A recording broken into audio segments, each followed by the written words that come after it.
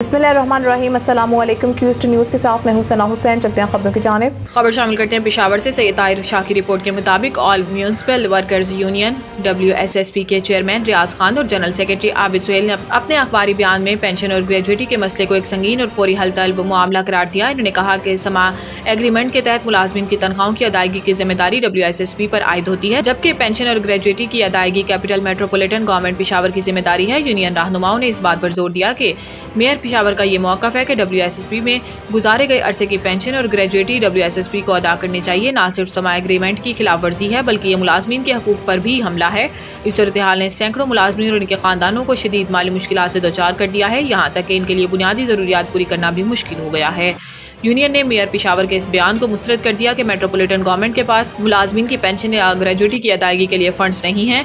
इन्होंने कहा कि ये गैर जिम्मेदाराना रवैया मुलाजमीन के हकूक़ को नज़रअंदाज करने के मुतरादिफ और हुक्काम की इंतज़ामी नाअहली की अक्कासी करता है।